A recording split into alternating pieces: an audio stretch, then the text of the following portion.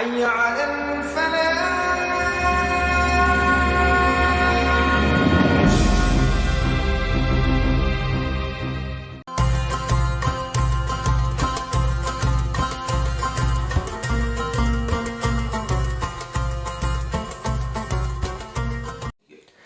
Bismillahirrahmanirrahim. Assalamualaikum warahmatullahi wabarakatuh.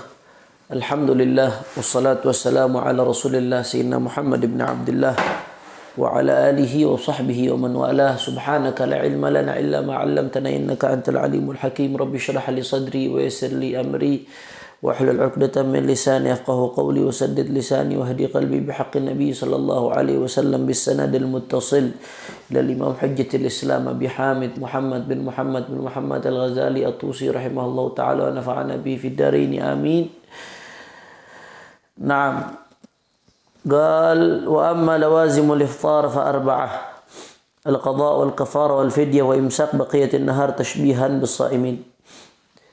Imam Al-Ghazali setelah membahas tentang hal-hal yang wajib diperhatikan oleh orang yang berpuasa, di sini beliau membahas tentang lawazimul iftar. Apa saja hal-hal yang menjadi konsekuensi seseorang yang batal puasanya. Jadi orang yang batal puasanya baik dengan udzur atau tanpa udzur, apa saja konsekuensi yang didapatkan dari batalnya puasa tersebut. Nah, nanti akan ada perincian, masing-masing ada tempatnya, masing-masing ada waktunya, masing-masing ada momentumnya. Nanti akan kita bahas insyaallah. Nah, kata beliau, amma lawazimul iftar, adapun konsekuensi dari iftar, dari batalnya puasa, fa arba'atun, maka ada 4 konsekuensinya. Al-qadha wal kafarah wal fidyah wa imsak baqiyatin nahar tashbihan bis-sha'imin. Yang pertama adalah qadha, dia harus qadha, wajib dia untuk mengqadha hukumnya. Walaupun ada nanti beberapa yang tidak diperintahkan untuk mengqadha, seperti seseorang yang sudah tua yang memang penyakitnya sudah penyakit orang tua renta sehingga kemungkinan untuk sembuhnya kecil, maka dia nggak diperintahkan untuk mengqadha, tapi nanti hanya bayar fidyah saja. Nanti akan kita jelaskan insyaallah pada waktunya. Nah, jadi konsekuensi dari batalnya puasa itu yang pertama al-qadha, yang kedua al-kafarah. Kafarah, bayar kafarah, yaitu orang yang melakukan jima di siang hari bulan Ramadan dengan syarat-syarat yang disebutkan oleh para ulama. Yang ketiga al-fidyah, diwajib bayar fidyah dalam keadaan-keadaan tertentu. Nah, nanti akan kita jelaskan insyaallah pada tempatnya. Dan yang keempat, imsak baqiyatin nahar tashbihan bis-sha'imin. Dia wajib untuk walaupun sudah batal, misalkan batal di siang hari, diwajib untuk menahan diri dari segala yang membatalkan puasa, dari segala muftirat, dari makan minum sampai terbitnya matahari, walaupun dia sudah batal. Nah, nanti akan disebutkan siapa saja yang wajib untuk melakukan seperti itu. Nah,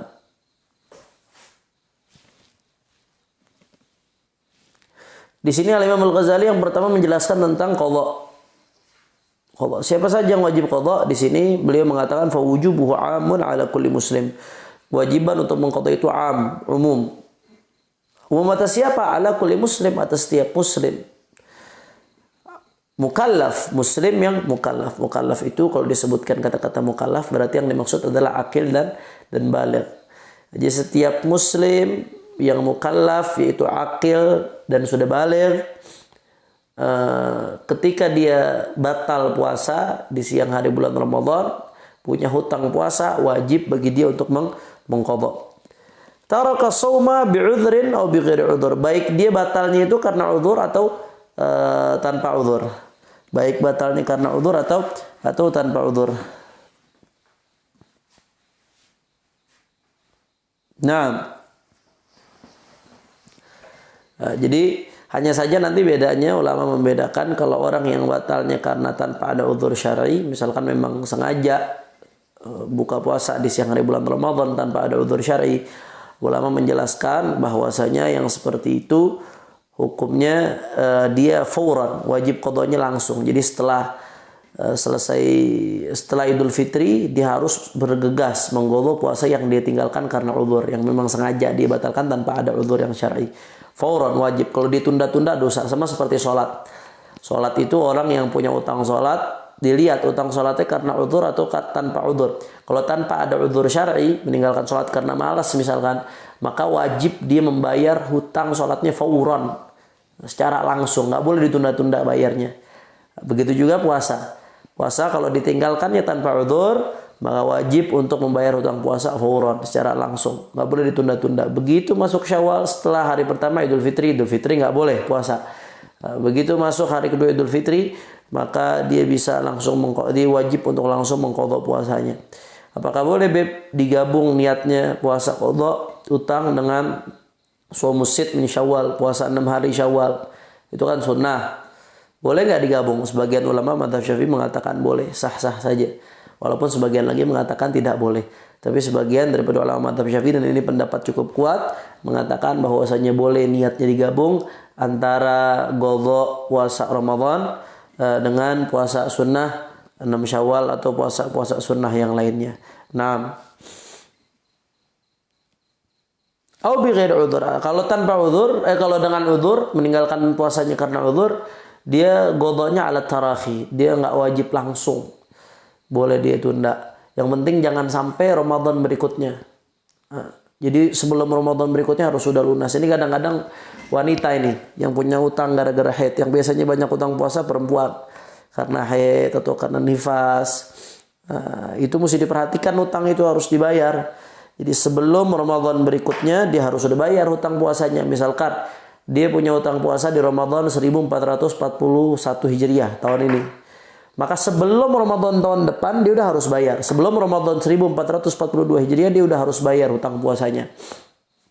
Lalu bagaimana kalau dia nggak bayar hutang puasanya sampai ketemu Ramadan berikutnya? Maka hutang itu tetap ada, dia tetap wajib untuk mengqadha. Tapi kalau sudah lewatin Ramadan tahun depan, qadha yang untuk 2 tahun lalu itu ditambah dengan fidyah. Jadi qadha plus wajib bayar fidyah. Fidyahnya itu 1 mud. 1 mud itu kurang lebih sekitar 7 on. 7 on beras. Itu dia wajib bayar fidyah plus qadha. Nah, jadi ada tambahannya. Kalau diundur sampai 3 tahun, maka setiap tahun fidyahnya nambah 1 mud setiap tahun. 1 hari, 1 mud per 1 hari. Menurut pendapat yang mu'tamad dalam mazhab Syafi'i nambah dia. Ya takarrar bi takarruris sinin. Jadi nggak boleh. Selama tidak ada udzur syar'i selama sepanjang tahun, sebelum Ramadan tahun berikutnya orang yang punya hutang puasa harus sudah bayar. Kalau dia tunda sampai ketemu Ramadan berikutnya, maka hukumnya berdosa. Dan begitu masuk Syawal, utang dia yang 2 tahun yang sebelumnya itu wajib diqadha plus ada tambahan bayar fidyah. Nah, jadi bi udzur atau bi ghairi udzur. Fal haid taqdi shaum. Orang yang haid itu wajib mengqadha puasanya karena dia meninggalkan dengan udzur. Orang haid itu ibadahnya ya dengan tidak puasa. Patuhnya dia terhadap syariat untuk tidak puasa itu adalah bentuk ibadahnya dia kepada Allah Subhanahu wa taala. Justru kalau dia tetap puasa dalam keadaan haid, niat puasa secara syariat, maka dosa hukumnya dia. Mutalabbis bil ibadah al fasidah. Dia melakukan ibadah yang fasid, dia melanggar ajaran Allah, pengen ibadah tapi karena nggak tahu ilmunya akhirnya malah maksiat, mendapatkan dosa bukan mendapatkan pahala. Na'udzubillah min dzalik. Orang yang haid itu meninggalkan dosa karena udzur, bi'udzrin. Meninggalkan puasa karena udzur. Nah, setelah selesai Ramadan dia punya utang berapa? Misalkan utang puasanya 4 hari, 5 hari, 7 hari. Biasanya perempuan haid umumnya normalnya 7 hari. Maka setelah Ramadan dia harus bayar, dia harus qadha. Nah, wakadzal murtad, begitu juga orang yang murtad, taghlidhan lahu. Orang yang murtad, misalkan na'udzubillah min dzalik, nikmat terbesar yang Allah berikan kepada kita adalah nikmat iman dan Islam. Kata Imam Al-Haddad, andai kata Allah Subhanahu wa taala berikan kepada kita dunia dan seisinya, tapi Allah tidak berikan kepada kita iman, maka itu bencana, musibah buat kita. Sebaliknya kalau Allah Subhanahu wa taala berikan kita hidup yang sederhana di dunia ini pas-pasan, tapi Allah kasih iman, maka itu tidak akan memberikan kemudaratan buat kita. Kenapa? Karena kita hidup di dunia sebentar dan setelah itu akan mati. Yang mati bawa iman maka akan mendapatkan kebahagiaan yang abadi, hakiki selama-lamanya. Sedangkan yang mati tanpa membawa iman maka dia akan celaka untuk selama-lamanya. Na'udzubillah dan tsumma na'udzubillah min dzalik. Nah, misalkan ada orang murtad keluar dari Islam. Murtadnya sebelum Ramadan. Tahu-tahu setelah Ramadan Islam murtad otomatis nggak puasa.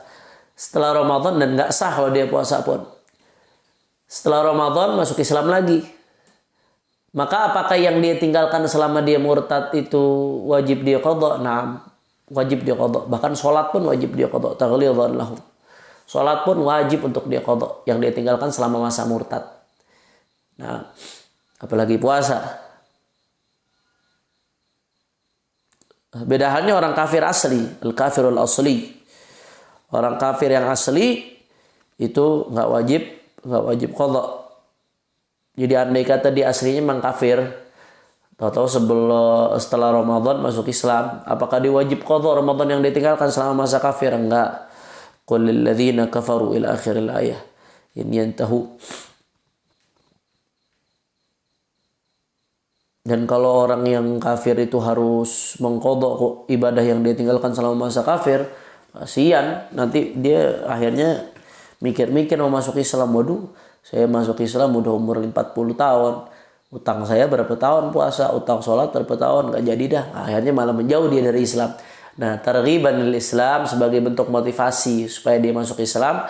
Apa yang dia tinggalkan, dosa-dosa yang dia lakukan selama masa kafirnya. Al-Islam yajubbu ma qablahu. Islam itu menggugurkan dosa yang pernah dilakukan sebelum masuk Islam. Orang yang baru masuk Islam, saudara-saudara kita yang mu'allaf qulubuhum, mereka itu seperti bayi yang baru lahir dari perut ibunya, bersih. Makanya jangan sampai dikotori. Kalau sudah masuk Islam, dijaga betul keislamannya. Mudah-mudahan Allah Subhanahu wa taala kuatkan Islam dan iman kita. Amin amin ya rabbal alamin. Nah, orang kafir asli nggak wajib qadha apa yang ditinggalkan selama masa kafirnya. Begitu pula sobi, anak-anak. Anak-anak itu yang belum balik, sobi ini maksudnya yang belum balik. Yang belum balik dia nggak wajib puasa. Nggak wajib puasa, tapi kalau dia sudah mampu, orang tuanya wajib untuk memerintahkan dia. Sebagaimana wajib untuk memerintahkan sholat umur 7 tahun, dipukul umur 10 tahun kalau nggak sholat, kata Nabi SAW. Nah, begitu juga puasa. Puasa sama seperti sholat, sama-sama rukun Islam, sama-sama kewajiban. Nah, sebagaimana orang tua wajib memerintahkan anaknya untuk sholat, maka wajib juga untuk memerintahkan anaknya yang masih kecil kalau dia sudah mampu untuk berpuasa. Ya, nggak apa-apalah. Puasa setengah hari dulu ketika umur 6 tahun, 7 tahun, belajar. Kalau udah kuat setengah hari, tahun berikutnya sehari. Dalam konteks belajar nggak ada masalah. Yang penting anak itu sudah dilatih untuk puasa. Tapi kalau dia tidak mampu, orang tuanya wajib untuk memerintahkan dia berpuasa. Kalau orang tuanya nggak perintahkan, orang tuanya yang dosa. Tapi andai kata anak itu meninggalkan puasa, bagaimana ketika belum balik? Apakah dia dosa? Nggak dosa. Apakah dia harus qadha? Nggak harus qadha. Hanya saja orang tuanya wajib memerintahkan anaknya untuk puasa tamrinan sebagai bentuk pelatihan dia.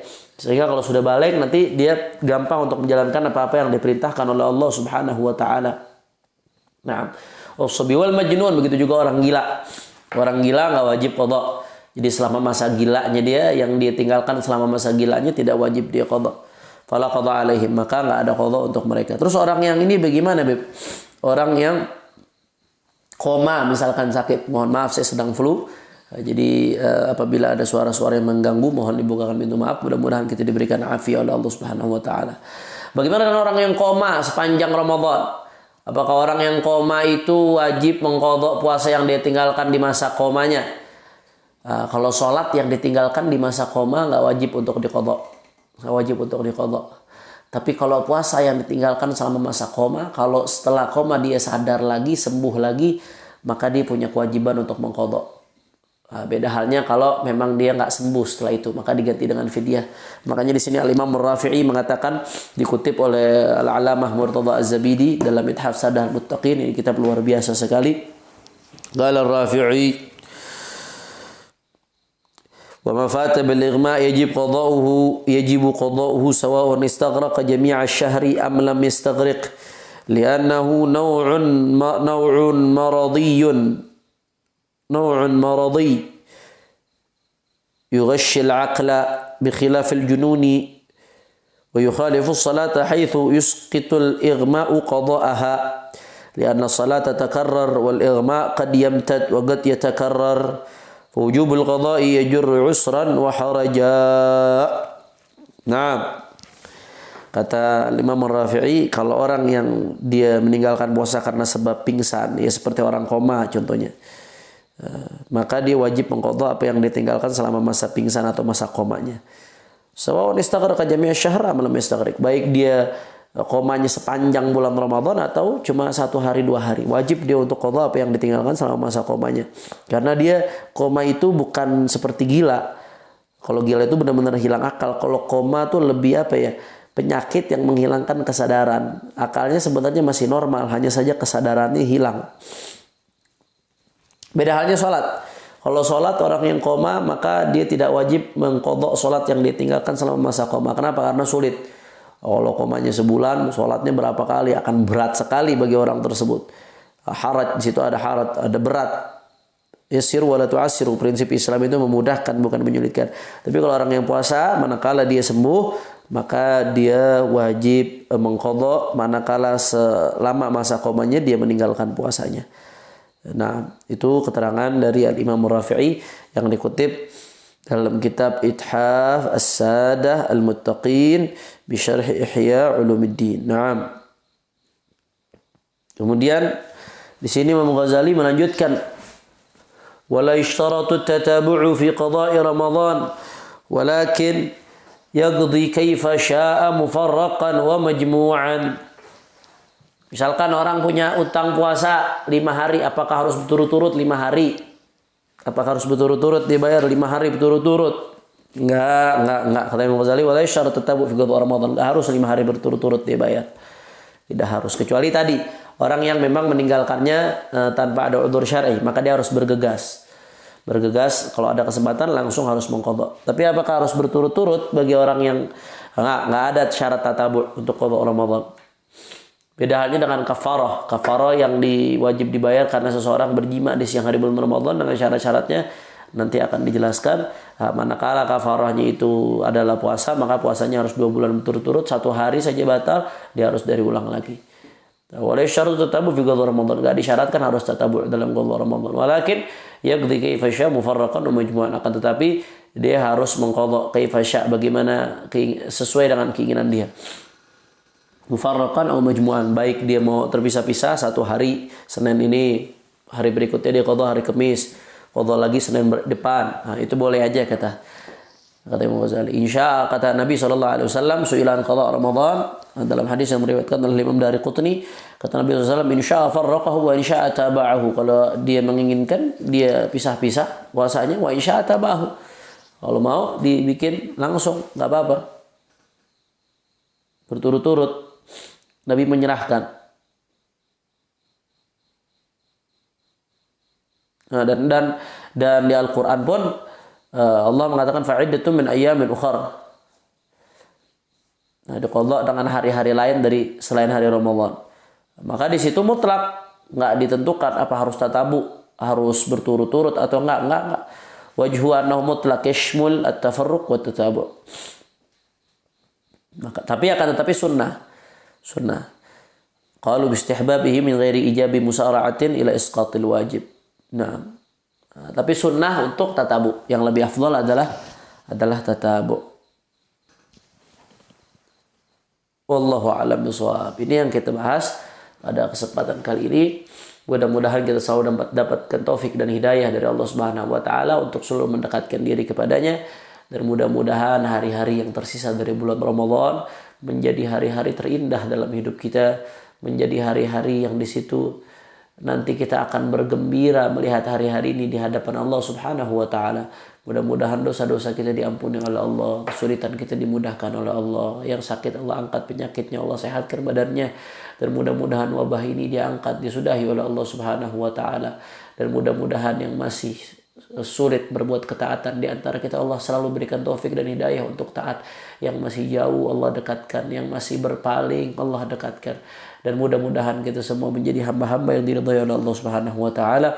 Allahumma ja'al jam'ana hadza jam'an marhuma wa tafarruqana min ba'dihi tafarruqan ma'suma wa la taj'al ahadan fina wa la minna wa la ma'ana syaqqiyan wa la mahruma bi rahmatika ya arhamar rahimin. Alhamdulillahirabbil alamin. Ini saja yang saya sampaikan. Mudah-mudahan yang sedikit ini bermanfaat. Hadani Allah wa iyyakum ila siratal mustaqim. Sampai bertemu di kesempatan berikutnya. Assalamualaikum warahmatullahi wabarakatuh.